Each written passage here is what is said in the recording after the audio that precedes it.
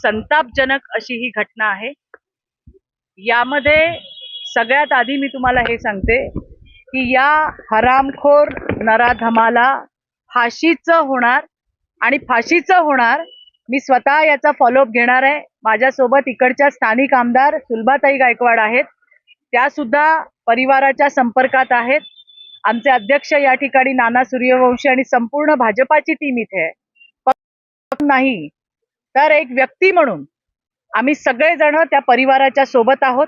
आम्ही सगळेजण मिळून स्वतः त्याचा फॉलोअप घेणार आहोत आणि त्यासाठी या ठिकाणी आज मी कल्याणला आली आहे।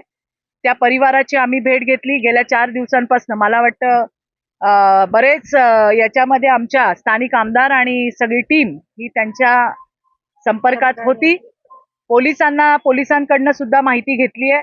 अशा नराधमांना शक्य असतं तर चौरंगा केला असता, पण चौरंगा करणं शक्य नाही। त्याच्यामुळे संविधानाच्या माध्यमातून असल्या हरामखोरांचा करेक्ट कार्यक्रम त्या ठिकाणी आम्ही करणार आहोत, हे मला तुम्हाला या ठिकाणी सांगायचंय। राज्याचे मुख्यमंत्री आमच्या सगळ्यांचे लाडके भाऊ देवा भाऊ हे या राज्यातील प्रत्येक बहिणीसाठी आणि तिच्या मुलीच्या संरक्षणासाठी रात्रंदिवस मेहनत करतायत। ते सुद्धा या घटनेवरती लक्ष ठेवून आहेत। संबंधित पोलिसांना त्यांनी सूचना दिलेल्या आहेत आणि म्हणून मला पूर्ण विश्वास आहे की असल्या नराधमांच्या फक्त मुसक्या आवळल्या जाणार नाही, तर असल्या हरामखोरांना फाशीचं होणार, हे तुम्हाला मला या ठिकाणी सांगायचंय। असे विकृत लांडगे समाजामध्ये फिरताना आपल्याला दिसतायत, त्यांना ठेचून काढायची जबाबदारी ही आमच्या सगळ्यांची आहे। आम्ही संपूर्णपणे परिवाराच्या सोबत आहोत। सरकार परिवाराच्या सोबत आहे, पोलीस परिवाराच्या सोबत आहेत। असल्या घटनांची पुनरावृत्ती होऊ नये त्यामुळे आम्ही सगळेजण काम करतच आहोत। मला तिथे भेटलेल्या महिलांनाही मी सांगितलंय की तुम्हाला काही संशयास्पद त्या ठिकाणी आठवलं, दिसलं, कोणी नवीन आलेलं दिसलं, काही वेगळ्या नजरेची लोक दिसली, तात्काळ 112 वर फोन करून पोलिसांना इन्फॉर्म करा।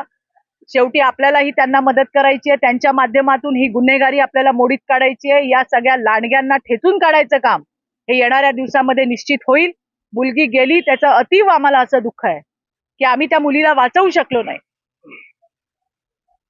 परंतु ज्या हरामखोराने हे काम केलंय आणि त्याला मदत करणारी त्याच्या सोबतची त्याची बायको, हिला सुद्धा त्या ठिकाणी पोलिसांनी ताबडतोब आपल्या ताब्यात घेतलेलं आहे। आताच मी पोलिसांना विचारलं, कोर्टात नेलं होतं, 2 तारखेपर्यंत PCR आहे।